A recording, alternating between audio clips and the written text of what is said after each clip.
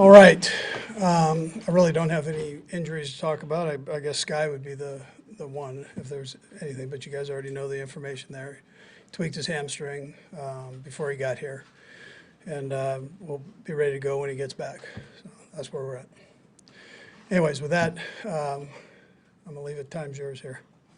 It's been 3 years basically since you've had a rookie minicamp this big with this many players and everything.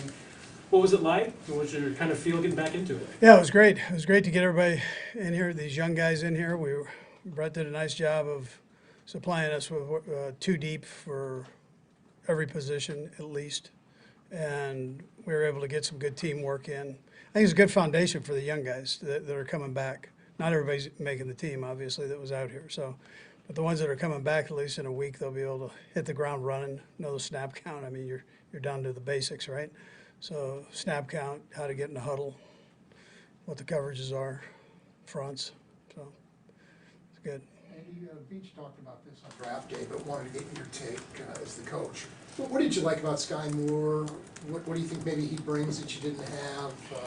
What kind of role do you see for him, at least initially? Yeah, well, I'm curious to see how he does. I mean, I didn't get much of a look here, but the thing I liked in college was he was strong, physically strong. The things they did with him, he was very good at. So whether it was a short intermediate game, whether it was a long game, he could do it all. He has good speed. He's got good hands, huge hands. I mean, 10 plus hands. So and long arms. But he's strong. You could see it when you guys saw him on the field out there. He's put together now. So I look forward to seeing him play. Seems like a smart kid. I'm sure this differs with every player, but is there sort of a general process? Because all these guys are seen on the field with you guys for the first time. Is there a general process of how you figure out what roles they're going to have once the season does get here? Yeah, we try to take what they did in college and then work it into what we're doing with them. And then you evaluate it. So if it's a kid that's coming back, he might have been a safety, but maybe you move him to corner, something like that. So, but you try to get an idea how they move around, how well they can pick stuff up. I mean, you're literally starting at the ground level with these guys. So, you got all the fundamentals, schemes, your basic stuff. Andy, what have you seen from Trip McDuffie through these 3 practices? Clearly, we saw him at all 3 cornerback spots, so Yeah. these 3 practices. Yeah, well, he's smart.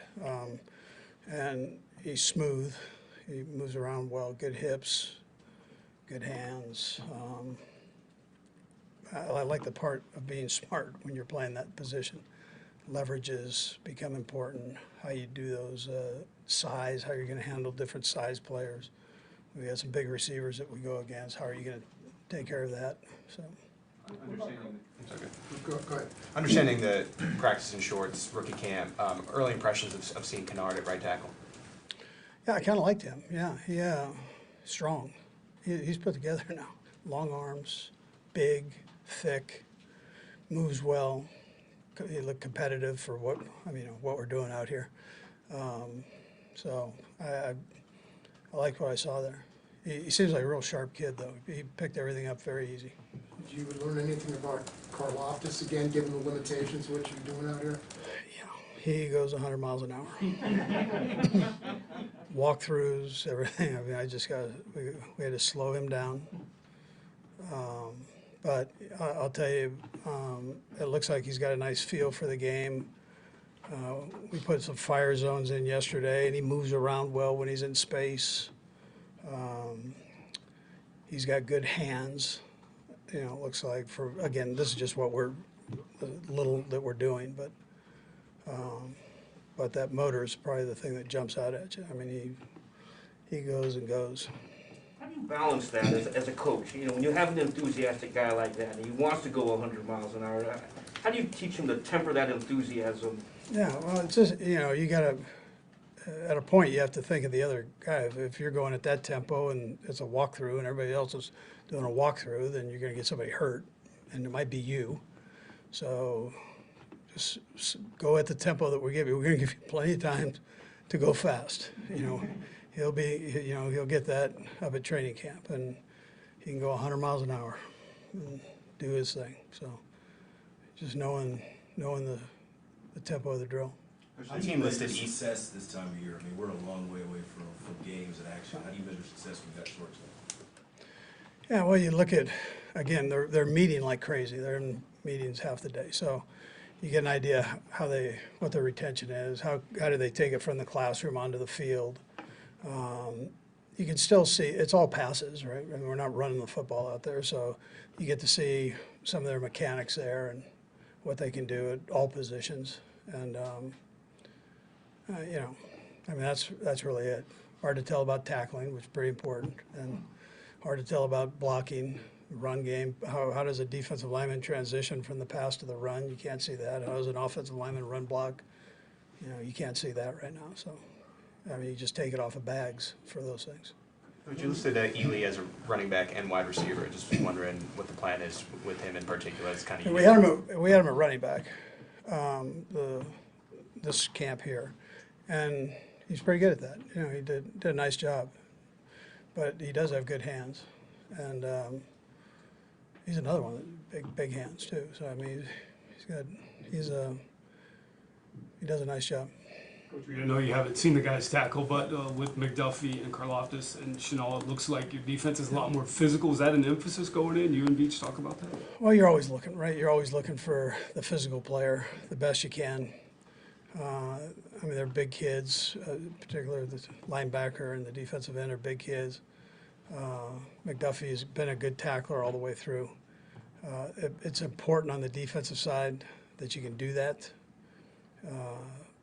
And so anyway, I mean, we look for that, yes. I mean, to answer your question, yes. I mean, we're trying to be as physical as we possibly can going into the season. And that's something Beach looks at. Yeah. Did you see anything from Justin Ross that caught your eye this weekend? Yeah, so I kind of did. He's a big kid that's smooth and runs well enough. He's kind of feeling himself out here just a little bit. Haven't been hurt before, so the last couple of years. But sure has a lot of talent there, and kind of look forward to getting him. He's a smart kid, smart enough to pick everything up. Is there still a process to maybe getting him to where he was earlier in his college career? I'd probably tell you, yeah, he was knocking the rust off here. So, but you can see the skill there.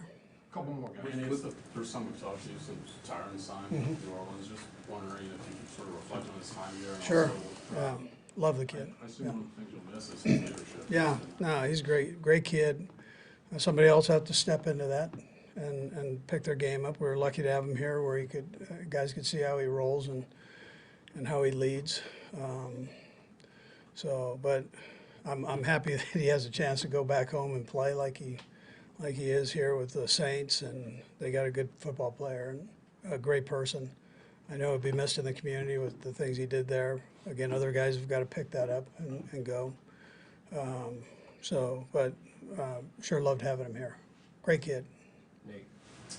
With Justin Ross, Andy, is there sort of a plan that you have had with Rick about how quickly you want to sort of integrate him? Is this sort of, should we consider him sort of a long process all the way up to training camp in terms of? Yeah, I don't think so. I think the way they'll come back for phase 2.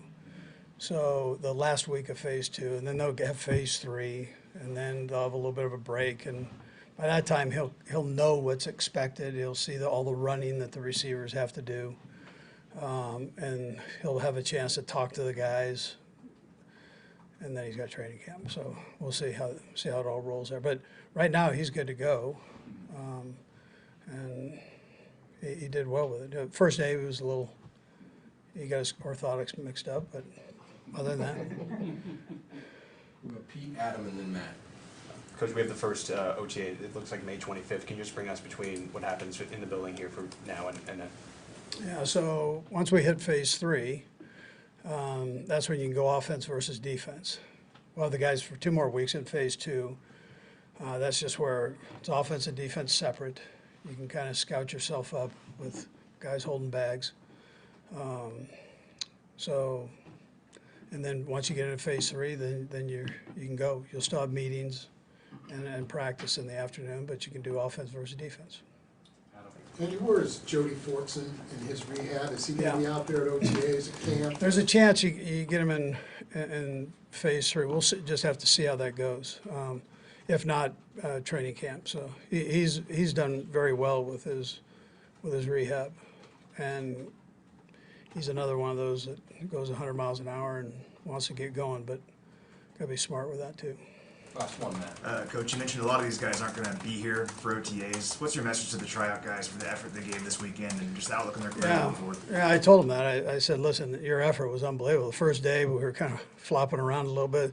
Second day, they bared down and did a nice job of learning. We added some new plays. That was yesterday, and then today they were smooth. So we did a little red zone today, but what a great job they did coming in, the effort, the learning.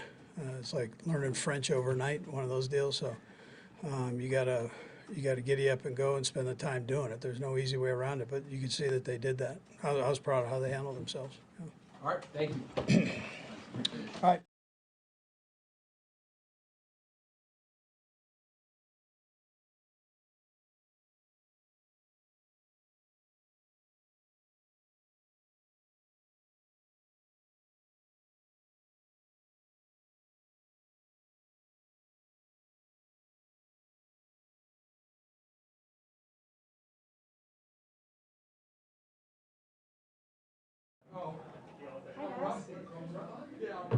Questions for Joshua? What do you think? A few days of NFL practice. I know it's not like heavy, hard-hitting practice, but how did you feel like you fit in? Definitely felt like, I'm getting the hang of it. It's definitely an adjustment, but, working with Coach Mann and Coach Spags, they work with you to make sure you're getting your systems. We're going through, all the plays thoroughly. So they're real, motivating and, just helping us all the young guys, helping us out, making sure we're getting the plays down correctly and knowing our assignments. How overwhelming is it? Like, you come in, you've never been to NFL practice. Now, you don't know any of these guys either. I mean, what's that learning curve like over a few days?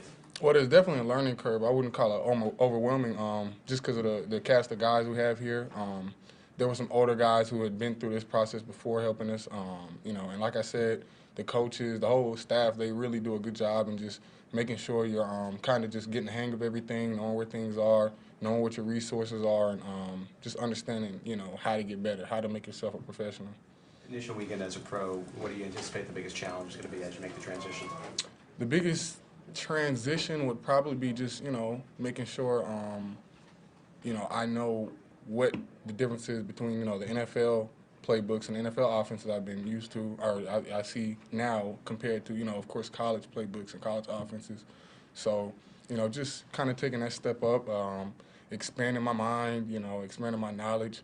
But, I felt like this weekend was a huge learning experience, and I think I got better. When you talk about understanding playbooks and sort of the complexity to it, just how have you tried to sort of just get used to that, knowing that you're practicing so quickly with guys that you're trying to build relationship on the field? Right. Well, like anything, most of it is repetition. We do plenty of film work, go over it in the film room, and we have access to all the plays. So going home, making sure I'm getting in the playbook, and also rewatching the film, taking notes. That's definitely something I encourage you to do. So when we do come out here, the next day, and we do walkthroughs and install, you kind of have a better grasp of it. How much of a pride factor was it for you to be drafted out of a Division II school and HBCU as well? I mean, how did you, what was your reaction to that? Right. Well, of course, I love all HBCUs, and I'm very proud of where I came from. But at the same time, I know, at this, level, nobody really cares where you came from. It's all about results, honestly. So, I'm kind of just focusing on that, being a professional, getting used to it. Of course, I'm definitely, proudful of where I came from, and I'm blessed to be where I am and have experienced everything I have. But at the same time, I'm very humble and eager to fit in here. Anything surprise you over the last 3 days? Surprise me? I wouldn't say surprise me, but I definitely, expected just the flow of this. Everything is faster here, but that's things they help you adapt to. So, that's not too surprising. I knew it was going to be, faster, more complex, everything. But just like I said, the resources they give you to kind of act all the, change that you're going to be going through is, It's great. What did you know about the Chiefs beforehand, and what was kind of your reaction to joining the team here? Well, of course, like I'm sure every football fan does, I was always watching the Chiefs play, especially through the past few years, all the success they've had. So for me to be drafted in this, predicament and be in the situation I am, I'm just blessed and just truly humble, very happy to be here, and I want to come in and contribute any way I can. Last one. Over the past 3 days, is there anything that Coach Merritt or Coach Spags maybe identified in you personally that, okay, as you develop here, let's have you work specifically on this? We're working on everything. I'm not to say I'm just awful at everything or there's nothing. But like I said, everything's at is completely more complex and at a whole different level. So everything is really just technique, making sure we're doing it their way and not the way we're used to, or breaking bad habits and making them into professional habits and good habits. So. Thanks, everyone. Thank you. All right, thank you. Thank you. Thanks. Hey, Sam.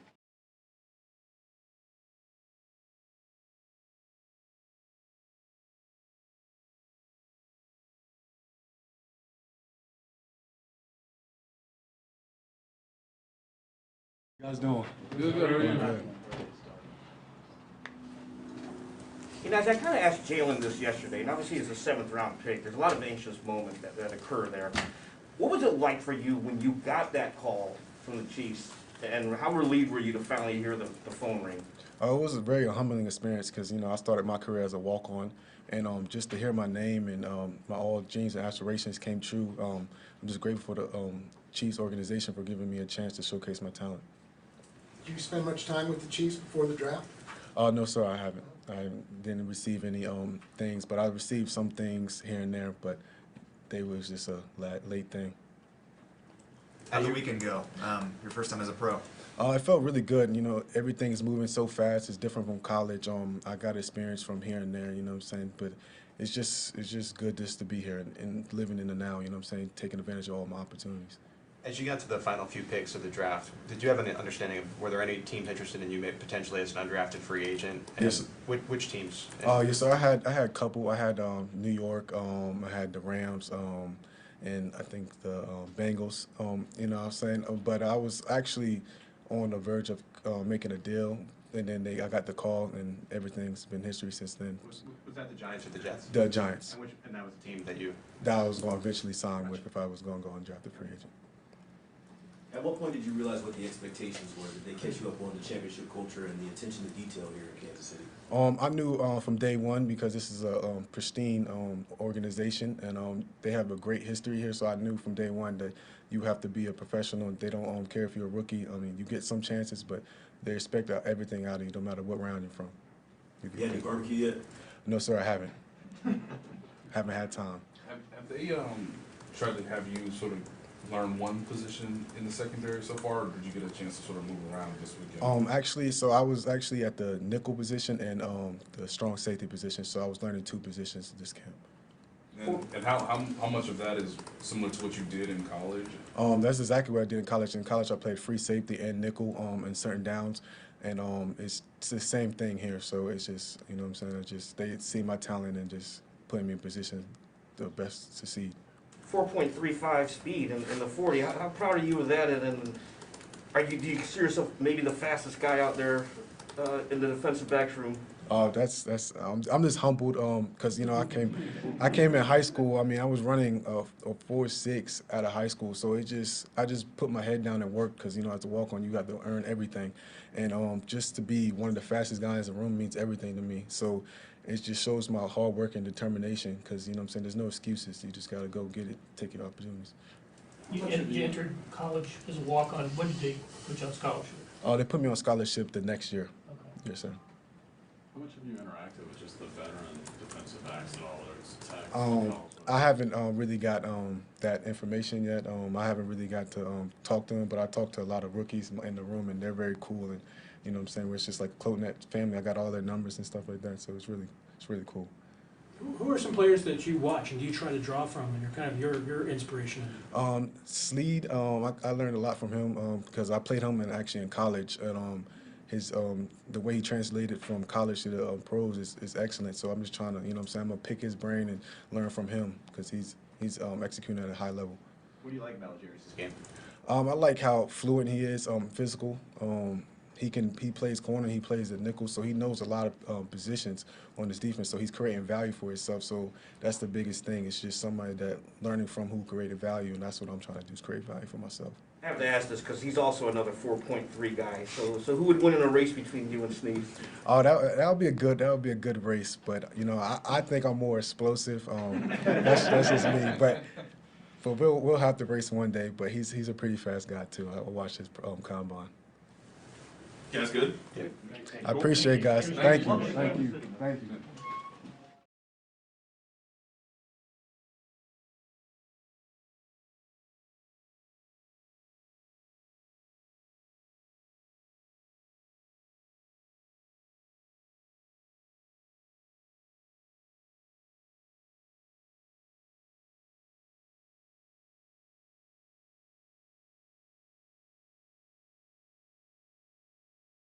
Good, how are you? Good. Yeah, go ahead, bro. You want me to know? Yeah, go ahead. You get autograph? Yeah, all right, thank you. Yeah, I appreciate it. Fire away, guys. Go ahead. You got nothing, Brad? I got nothing. You're up. Go ahead. You criticize our questions. Take it. We always ask the first-year players about their draft day stories. Yeah. I'm sure there was some frustration for you not getting drafted. What was your draft weekend like? Yeah, I think it definitely came as a surprise to me. You know, a lot of waiting, but you know, I think every team had their different reason for, you know, passing up on me. But I'm just super glad to, you know, have an opportunity here at this great organization, and I'm just looking forward to, you know, doing my thing in minicamp and making the 53. You obviously have choices as an undrafted free agent, but why the Chiefs? What made you decide to sign here? You know, I've had good conversations with Coach Daly, the linebackers coach, and you know, I think this organization has done a lot of good things. I mean, you can see it over the years, and you know, I felt like there was an opportunity for me here, and I think all those things together was the main reason I decided to. Where did they have you start, Mike? Is it, you know, similar to Leo, where he's learning two positions? Are they trying to sort of lock you in at one right now? Yeah, so I think all of minicamp, we all just locked in at one, and we were just doing that. And then the plan going forward, I think I'll probably bounce around a little bit. I'm not sure whether that's, I'm really not sure yet. Sam, Mike, Will. I mean, my mindset going into it is learn all three and be versatile. I feel like I'm able to play all the positions. So not much on that right now, but I feel like as we go into camp, I'll have a better idea. Is there a player in the league now that you see yourself and model yourself after? Yeah, it's hard to, I don't like saying I model myself after a player, but like I respect like attributes to a player. Like Fred Warner, I love how he plays sideline to sideline. Like he's never out of the play. You know, he makes plays he's not supposed to make in a sense, and I take a lot of pride in that. And you know, Darius Leonard, he does a great job just punching the ball out, vicious, like crazy plays. So that's what I respect about those two guys' games. When you're trying to make a football team, you're not drafted, right? Yeah. This is the first step. Yeah. How do you feel like your impression was for the coaches and everyone this weekend? What would the next little bit be like for you to try to make sure you're on top of it? Yeah, so I feel like my biggest impression this week was just I'm a work super hard, be relentless, run to the ball, and you know, even in like my note study, and you know how I'm attentive in meetings, all that stuff, asking questions, and I feel like you know this week was really good for me because you know I've been in a 3-3-5, 3-high defense for 4 years. I played about 50 games in one defense and don't know much about 4-3s. So this weekend was really good for me, and I'm just glad I can use this next week to you know take the film, take the playbook, and just like hone in on what I can do to you know be more comfortable in this defense. So. Throughout your career, is there one attribute, one skill that you felt like you got better between starting in college and where you're at now?